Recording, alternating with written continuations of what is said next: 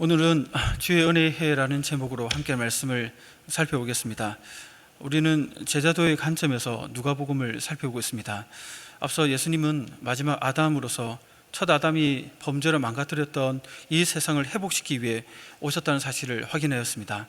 마귀가 첫 아담을 유혹하여 넘어지게 하였듯이 마지막 아담이신 예수님에게도 시험하였지만 실패하게 됩니다. 도망가 버리게 되죠. 이제 예수님은 공생의 사역을 위한 준비 기간을 이제 마지막 마귀의 시험을 이기심으로써 다 마쳤었습니다. 이제 본격적으로 공생의 사역을 시작하게 됩니다. 예수님의 공생애가 본격적으로 시작하는 오늘 본문에서 제자인 우리에게 주시는 교훈이 무엇인지 함께 좀 살펴보고자 합니다.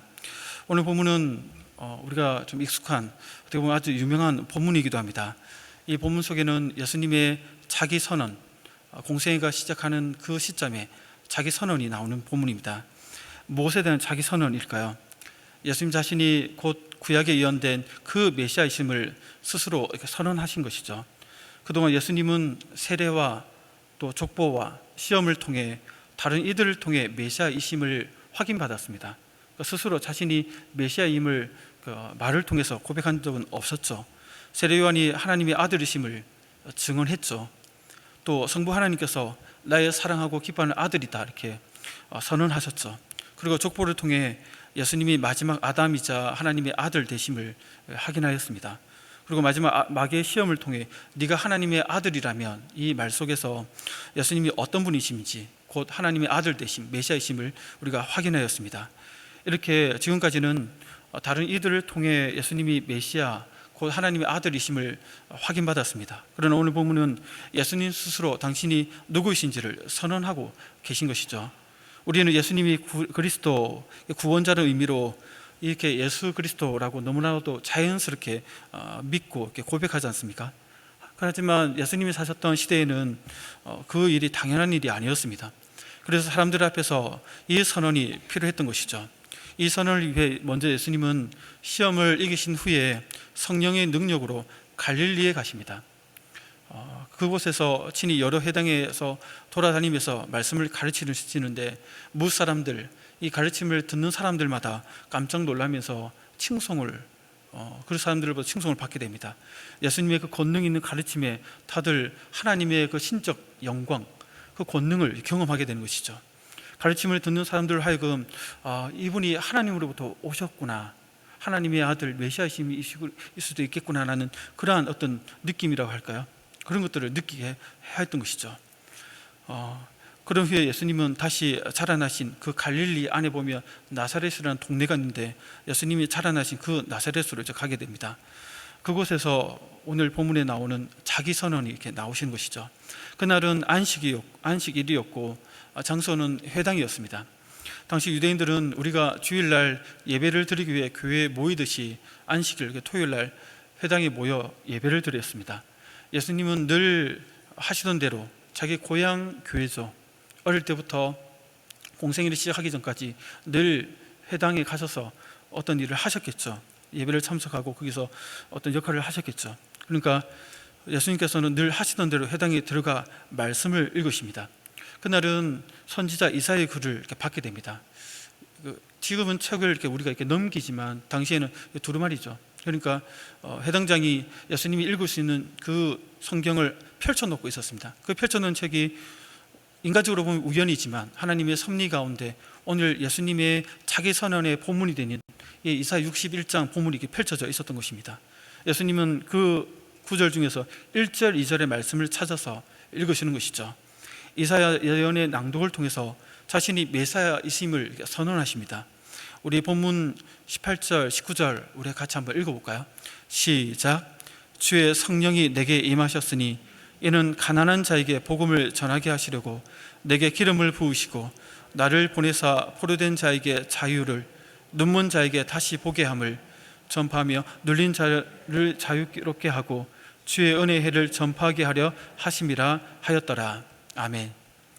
원래 이사야 61장은 여호와의 종의 사명을 노래한 부분입니다. 특히 여기서 말하는 여호와의 종은 바벨론 포로에서 돌아온 자들을 위로하고 포로에서 돌아와서 피폐해진 그 영적 상태를 치유하고 회복하는 그 사명을 위임받은 종입니다. 예수님은 자신이 곧 이사야 예언을 성취하여 가난하고 억눌린 자들에게 자유와 그 구원의 시대를 가져다 줄 그 메시아이심을 본문을 통해서 선언하고 계십니다. 우리는 여기서 이 땅에 오신 예수님이 메시아로서 어떤 사명을 가지고 있는지를 확인하게 됩니다. 예수님은 가난한 자에게 복음을 전하기 위해 오셨습니다. 여기서 가난한 자는 저리 어떤 자들인지 구체적으로 그 다음 이어서 나오죠. 포로된 자, 눈먼 자, 또 눌린 자들입니다. 그래서 예수님은 포로된 자에게 자유를, 눈먼 자에게 다시 보게 함을, 눌린 자에게는 자유케 함을 주기 위해 오셨다는 것이죠. 다시 말해 한마디로 얘기하면 회복하기 위해서, 이들을 회복시키기 위해서 오셨다는 것입니다. 이것을 오늘 본문에서는 주의 은혜의 해를 전파하기 위해 오셨다라고 이렇게 표현합니다. 성도 여러분, 주의 은혜의 해는 무엇을 말할까요? 구약의 희년을 가리키고 있습니다. 레위기 25장에 보면 그 내용을 이렇게 설명하고 있는데요. 희년은 하나님께서 규정하셨는데 한마디로 해방의 해를 뜻합니다. 이 희년 제도는 매 50년마다 실시되었는데 그 해가 되면 땅의 경작이 중지되었습니다. 또 모든 사람이 제 고향으로 귀환할 수 있었습니다. 또 빚이 탕감되고 노예들이 자유케 되었습니다.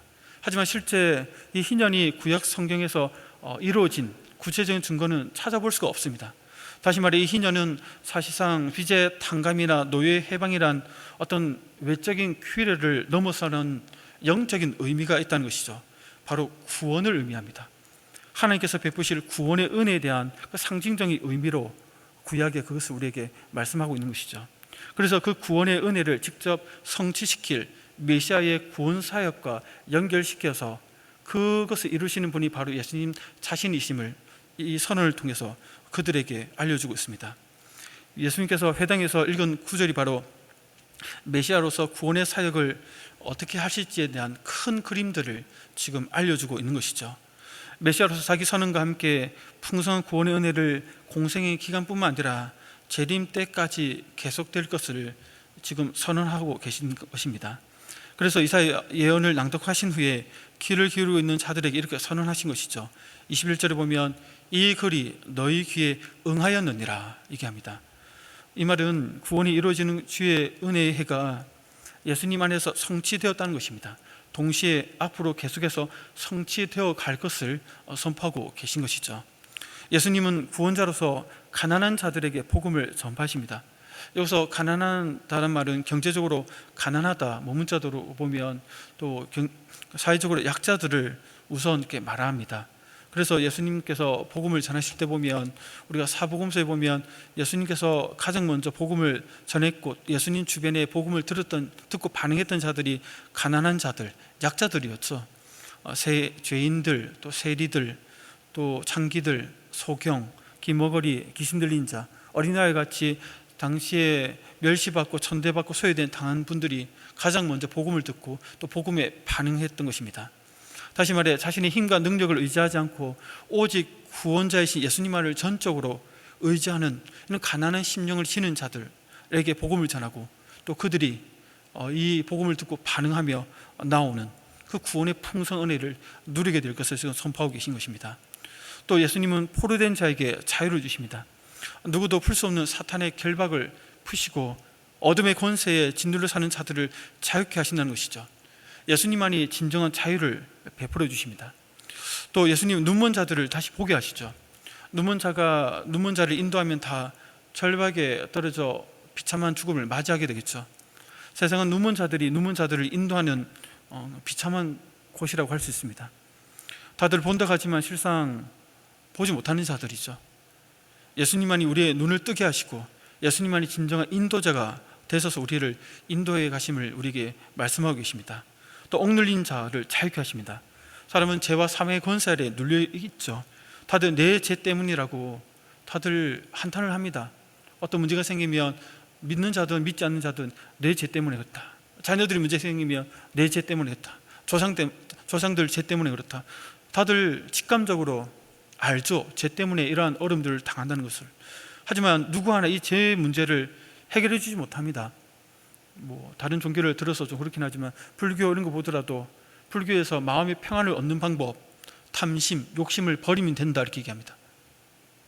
되나요 그게? 마음의 평안을 얻는 방법, 설법하는 거 들어보니까 욕심과 이런 것들을 내려놓으면 된다는 겁니다. 그게 안 되죠. 근본적인 그 문제가 해결이 안 되죠. 말은 포장해서 잘하는데 이 죄 문제를 해결해 주지 못합니다. 오직 예수님만이 죄에 억눌려 있는 자들을, 우리를 풀어주신다는 것이죠. 이렇게 가난한 자가 복음을 듣고 죄와 사망에 포로된 자들에게 자유를 주고 영적으로 눈먼 자들이 진리를 보게 되고 좌절과 절망 속에 있는 자들이 소망의 기쁜 소식을 듣고 회복되는 것은 주님께서 전하시는 이 복음 안에 있고 그것을 통해서 이루어진다는 것입니다. 이것을 예수님께서 오늘 본문을 통해서 선포하고 계시는 것입니다. 성도 여러분, 예수님의 이 역할을 보면서 제자된 우리에게도 이러한 역할이 주어져 있다는 것을 보게 됩니다. 물론 우리가 직접적으로 이러한 것들을 행할 수는 없죠. 그 일을 행하시는 그 예수님을 전하는 이 일이, 그 역할이 우리에게 주어져 있다는 것입니다.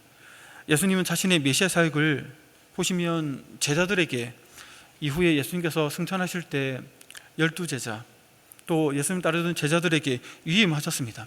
우리가 사도행전을 보면 예수님께서 승천하기 전에 제자들에게 말씀하시죠. 너희가 내 증인이 되리라 이렇게 말씀하십니다.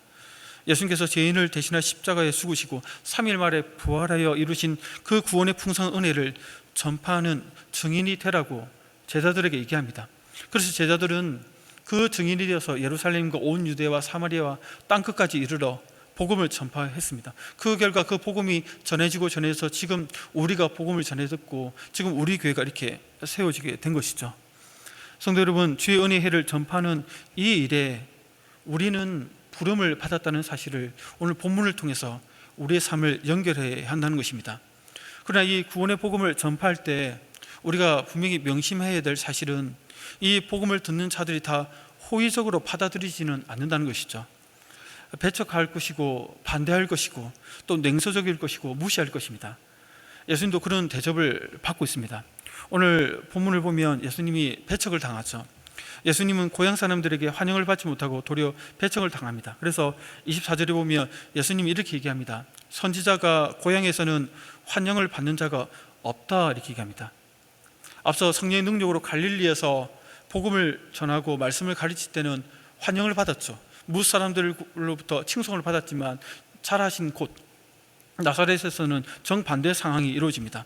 그곳에서는 사람들이 예수님 대해서 경계하죠. 심지어 예수님을 죽이려고까지 합니다. 왜 이렇게 배척할까요? 예수님은 복음을 전하기 위해 이 땅에 오셨고 메시아이심을 분명히 많은 증거를 통해서 보여주는데도 불구하고 그들이 그것을 보고도 왜 그들은 예수님을 배척하고 심지어 죽이려고까지 할까요? 왜냐하면 이 복음을 전할 때 필연적으로 인간이 가지고 있는 이 영린이라고 해야 될까요? 이 죄인됨에 대해서 지적을 해야 되기 때문에 그렇습니다. 어느 책에서 보았는데 어떤 책에서 봤는데 기억이 잘 안 나지 않는데 그 책에 보면 이런 내용이 있습니다. 중국에는 전설 속에 있는 동물이 있죠. 용이 있는데 실제로는 없죠. 이제 전설 속의 이야기인데 이 용이 있는데 평소에는 주인과 잘 지내면서 순한 동물이라고 합니다.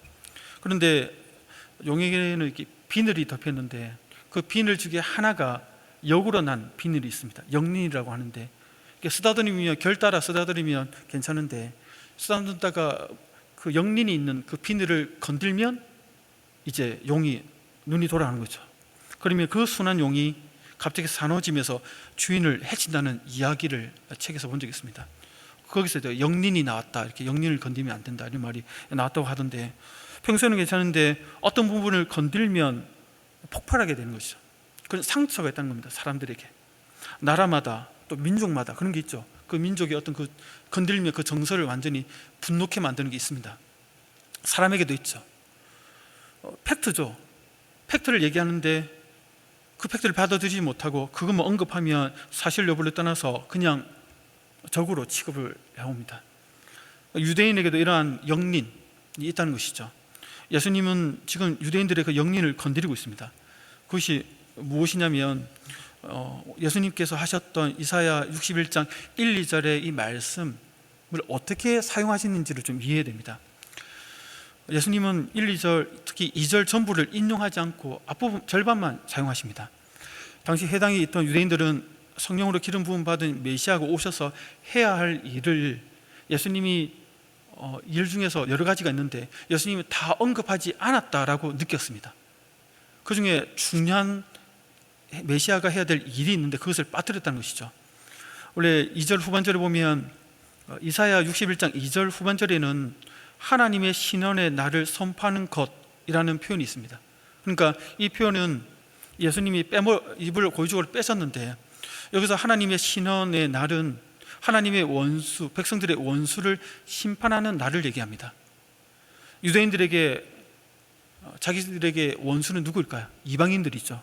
특히 자신들을 괴롭히고 있는 로마인들을 포함한 주변에 있는 이방인들, 이들은 마지막 날에 심판을 받아서 멸망해야 될 대상들입니다.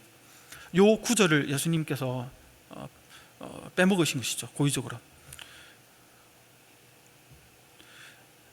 예배에 참석했던 그들이 듣기 원했던 이 부분을 읽지 않고 덮어버린 것이죠. 그리고는 유대인들에게 이 글이 오늘날 너희에게 응하였다라고 선언한 것입니다. 예수님이 하나님의 백성들이 그토록 기다리던 이방인에게 임할 하나님의 종말적 심판은 전혀 언급하지 않고 그 앞부분에서 그냥 끊어버리고 덮어버린 것이죠. 그러니까 유대인들은 이상하다고 느낀 것이죠. 그 구절을 다 알고 있는데. 그러면서 마음이 불편해지기 시작하는 것입니다. 이때 예수님은 유대인들의 마음속에 일어나는 그 불편함, 그 반감을 알아채리시는 것이죠. 그래서 그 유대인들의 그 마음을 읽으시고는 덧붙여서 25절부터 27절까지 이방인의 그 구원받은 이야기를 꺼내시는 것입니다. 우리 25절부터 27절 우리 같이 한번 읽어볼까요? 시작. 내가 참으로 너희에게 이르노니 엘리야 시대에 갇혀 온 땅에 큰 흉년이 들었을 때에 이스라엘에 많은 과부가 있었을 때 엘리야가 그중 한 사람에게도 보내심을 받지 않고 오직 시돈 땅에 있는 사렙대의 한 과부에게 뿐이었으며 또 선지자 엘리사 때에 이스라엘에 많은 나병 환자가 있었을 때 그 중에 한 사람도 깨끗함을 얻지 못하고 오직 수리아 사람 나아만 뿐이었느니라. 아멘. 여기 보면 대표적인 선지자 두 명을 언급합니다. 엘리야와 엘리사인데 엘리야 시대 때 이스라엘에 많은 과부가 있었지만 그 한 과부도 하나님께서 어떤 은혜를 주시지 않고 시돈 지방의 사렙다 과부, 이방인이죠. 우리가 잘 알고 있는 내용입니다. 그에게 보냄을 받아 그에게 가서 그가 그 가뭄 때의 위기를 이겨내게 하시는 것이죠. 또 엘리사 시대 때 많은 나병 환자가 있었지만 치료받지 못합니다. 다들 유대인 이스라엘 민족들은. 하지만 하나님의 원수였던 아람 사람 나아만 장군 그만 홀로 치유받게 되는 것이죠. 이 얘기를 왜 할까요? 유대인들이 가지고 있는 영린을 건드리는 것이죠. 예수님이 이 두 이방인이 구약시대에 하나님의 은혜를 입은 사실과 하나님의 백성들이 은혜를 받지 못한 사실을 대조하면서 얘기합니다. 유대인들이 가장 민감하게 생각하는 것을 건드리는 것이죠. 이 때문에 유대인들은 분에 가득 차서 견딜 수 없게 되는 겁니다. 어떻게 선민인, 택함받은 자신들에 대해서는 하나님께서 마치 버리시는 것처럼 버리시는 것 같고 심판받아야 될 그 이방인들은 어떻게 그들에게 구원의 은혜를 베풀 수 있느냐, 말도 되지 않는 이 사건을 인용해서 지금 얘기를 하고 있는 것이죠. 그러니까 이것을 듣는 그 당시의 유대인들이 눈이 돌아가는 것이죠. 그래서 예수님은 이들의 그 분노에 의해서 낭떠러지로 이렇게 떠밀려서 죽을 뻔하는 것입니다. 그때 예수님께서 피해서 유유히 이제 빠져나가시는데 이렇게 복음을 전하다 보면 그들이 싫어하는 소리, 그들이 원치 않은 소리를 해야 할 때도 있다는 것입니다. 예전에 이제 거짓 순례 전도 여행이라고 CCC에서 하는 그 전도 순례가 있습니다. 그걸 응용해 가지고 부산에 있는 교회에서 초등부를 데리고 한 9명, 선생님 한 3분 데리고 한 12명을 구성해 가지고 한 10년 전에 시골을 간 적이 있었습니다. 그때가 밀양이었던 청도였던가 아마 그런데 처음 갔을 때가 남해도 가보고 이렇게 몇 군데를 갔었는데 아마 첫 해 때였습니다. 그러니까 거주순례전대가 이제 아무것도 가지지 않고 무전 여행처럼 돈을 가지지 않고 그냥 기도하고 그 농가에 일을 도와주고 그 다음에 밥을 얻어먹고 복음 전하는, 그리고 또 그 마을 해관에서 얻어 자고 뭐 이런 식으로 3박 4일 동안 했거든요. 초등부 애들과 같이. 그때 이제 어떤 농가에 어떤 나이가 지긋한 남자분한테 복음을 전했는데, 사형리를 가지고 이제 복음을 전하는데, 그분이 이제 교직에서 퇴직을 하시고 이제 시골에서 이렇게 생애를 이제 남은 생애를 보내주고 계셨는데, 그분과 이제 마주 앉아서 이제 이런저런 얘기를 하다가 복음을 전하다 보면 사형리는 하나님은 당신 사랑한다 하고 그다음 사람은 죄인됨에 대해서 얘기하잖아요. 죄인됨에서 얘기하는데 그분이 상당히 불편해 하시더라고요. 그러면서 저에게 어떤 느낌을 주냐면, 내가 선생으로서 사회적으로도 부끄럽지 않게 살았고 바르게 살았고 존경받았고 그래서 이렇게 자부심을 가진 삶을 살아왔는데, 이런 내가 어떻게 죄인이란 말이냐, 나에게 어떻게 그런 심한 말을 할 수 있느냐, 이런 뉘앙스로 이렇게 저에게 이렇게 얘기를 하셨어요. 그러니까 그분은 자신이 진정 누구인지를 받아들이지를 못하는 거죠. 스스로 자신의 삶에 대한 자부심, 바르고 모범되고 또 교육자로서 본이 된 삶을 살아왔는데 내가 어떻게 죄인이냐 라는 것이죠. 나에게 그런 말 하지 마라, 나는 필요 없다 라면서 그 복음을 거부하시더라고요. 그래서 그분하고 얘기하는데 마치 벽 보고 얘기하는 느낌이더라고요. 튕겨 나오더라고요, 말이 다. 그래서 이분에게는 더 이상 얘기해봤자 소용이 없구나. 그래서 접고 일어나서 나와버렸던 기억이 나는데, 어떤 분들은 죄인이라 하면 그게 영린입니다. 삶에 대해서 바르게 사는 사람들은 내가 법 없이도 사는 사람인데 나에게 어떻게 죄인이라는 말을 할 수 있느냐, 처음부터 막히는 것이죠. 그래서 점잖은 사람들은 그분처럼 그냥 불편하게 가볍게 얘기하지만, 좀 기질이 강하고 센 사람들은 말로서 행동으로서 과격하게 나오는 것이죠. 욕을 할 수도 있는 거고 소금을 뿌릴 수도 있는 거고, 말로서 막 행동으로서 막 위협을 할 수 있는 것이고, 눈빛으로서 막 이렇게 싸납게 쳐다볼 수도 있는 것이고, 그렇게 된다는 것입니다.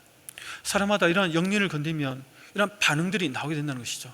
우리가 복음을 전할 때 이러한 것들을 늘 염두에 됩니다. 특별히 예수님께서 자기 고향에서는 환영받지 못한다는 것을 볼 때, 우리가 대부분 가정들 보면 예수 믿는 분들이 대부분이시겠지만 아직 믿지 않는 짝 믿은 가정들이 있지 않습니까? 남편이 믿지 않을 수도 있고 아내가 믿지 않을 수도 있고 자녀들 혹은 뭐 시댁, 친정 이렇게 주변의 가족들이 믿지 않는 분들이 있을 수 있습니다.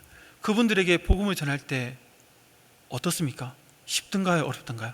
경험자들은 압니다. 어렵습니다. 저도 저희 아버지한테 복음을 전할 때 정말 많이 싸웠습니다. 정말 많이 욕도 먹었습니다. 이런 얘기 해도 되는지 모르겠는데 저에 대한 오해를 하실 수도 있는데, 저희 집안이 뭐 자세히 얘기하면 저희 아버지에 대한 좀 이렇게 어쨌든 아버지가 교회를 다니신다고 하셔서 감리교회 다닐 때는 이렇게 액자를 줬습니다. 예수님이 웃고 있는 그런 그림이 액자였는데, 그 액자가 이게 아버지의 교회를 이제 처음 딱 나갔을 때 그걸 받아와 가지고 이제 달마 그림을 내려놓고 그걸 딱 걸어놨습니다. 그 달마 그림 큰 액자는 이제 장롱 옆에 틈에다가 딱 넣어놨습니다. 이제 아버지가 이제 예수님을 믿고 이제 바르게 이제 교회생활을 시작하시나 보다 하고 했는데, 그날따라 아버지하고 심한 그 교회 다니는 문제로 다툼이 일어났습니다. 너무 화가 나가지고 난 아버지도 막 격분하고, 그래서 그 예수님 그림의 그 액자를 들어서 바닥에 패대기를 치는 겁니다. 저는 이제 감리교에 있다 보니까 예수님 사진하면 우상 뭐 그런 개념이 아니지만 어떻게 예수님 사진을 땅바닥에 패대기 칠 수 있냐고 너무 격분해가지고, 저는 아버지가 아끼는 그 달마 그림 액자를 장롱 옆에 숨겨놓은 걸 꺼내가지고 그걸 또 패대기 치고 하면서 같이 이렇게 맞받아치면서 이렇게 했었는데, 또 그날 또 하나님 앞에 가서 회개하면서 또 울면서 또 아버지를 위해서 기도하게 되고, 쉽지 않다는 거죠. 환영하지 못합니다. 나의 민낯이 다 드러나니까, 내가 누군지를 아니까 찌르고 들은 것이죠. 약점을 걸고. 그러면 나도 막 격분해서 막 감정적으로 반응하게 되고, 이런 것들이 계속 반복되면서 기도하면서 그 가정 속에서 그 믿지 않는 가정에 그 누군가가 예수를 믿기까지 그 과정들이 쉽지 않다는 것이죠. 아마 짝믿음 가정에서 나눈 분들이 이 말에 많이 공감이 되리라 봅니다. 어떤 분은 우리 가족에게 예수님에 대해서 거의 한 번도 얘기해 본 적이 없다라고 얘기하는 분도 계십니다. 왜냐하면 그게 너무 낯서니까요. 그렇게 말을 꺼낸다는 게 너무 어색하니까요. 여러분들은 어떻습니까? 어쨌든 중요한 부분은 환경 자체가 그 고향, 그 가정 안에서 믿지 않는 분들에게 복음을 전할 때 환정받지 못하고 오히려 감정적으로 저를 대치하게 되고 힘든 상황들이 많이 벌어지는 상황이 펼쳐진다는 것이죠. 예수님도 오늘 보면 그 상황 속에서 오히려 심지어 죽을 뻔하는 그런 경험을 하시면서 감정적으로 반응하지 않고 피해서 다음 기회를 내다보면서 그 자리를 피해 가십니다. 이것을 볼 때 우리에게 큰 도전이 된다는 것이죠. 예수님께서 어떻게 이렇게 하실 수 있는가를 볼 때 우리 오늘 본문 처음 읽을 때 보면 18절에서 이런 내용들이 있죠. 본문 18절에 보면 예수님께서 갈릴리를 오실 때 14절에 보면 예수께서 성령의 능력으로 갈릴리에 돌아오시니 그 소문이 사방에 퍼졌고 할 때 예수님께서 성령의 능력으로 오셨다 이렇게 얘기합니다. 그러니까 예수님도 복음을 전하고 또 고향 사람들에게 배척당하실 때 이 일들을 이겨낼 수 있었던 방법이 성령의 도우심, 그 능력을 힘입어서 그 과정들을 이겨내셨다는 것을 우리에게 말씀하고 있다는 것이죠. 우리도 마찬가지입니다. 우리도 복음을 전하는 이 일에 있어서 우리가 모르는 사람들에게 복음을 전할 뿐만 아니라 우리가 함께 생활하는 가족들에게, 믿지 않는 그분들에게 복음을 전할 때 성령의 능력, 충만함을 입어야 된다는 것입니다. 이것을 잊지 않고는 우리는 감정적으로 반응하게 될 것이고 또 그분들이 감정적으로 나올 때 우리도 이렇게 반응할 수밖에 없다는 것입니다. 성도 여러분, 그렇게 우리가 복음을 전하는 이 일에 있어서 무엇보다도 성령의 능력을 입도록 위해서 기도하는 일이 정말 중요하다는 것을 오늘 예수님께서 우리에게 말씀하고 있다는 것입니다. 바라기는 오늘 예수님께서 우리에게 보여주셨듯이 우리도 주의 제자로서 복음을 전하는 이 일에 우리의 마음속에 그런 다짐을 다시 한번 하기를 원합니다. 또한 가족들에게도 복음을 전하는 이 일에 다시 한번 마음을 먹고 복음을 전하리라는 이 기도와 결단들이 다시 한번 일어나기를 소원합니다. 무엇보다도 이 일이 이루어지기 위해서 단지 인간적인 관계에서 복음을 전하는 것이 아니라 예수님께서 성령의 충만함을 입었듯이 우리 또한 성령의 충만함을 강구하고 또 강구해서 그 능력으로 복음을 내 가족에게 또 믿지 않는 자들에게 전하는 그러한 성도님들이 되시기를 주의 이름으로 축복합니다.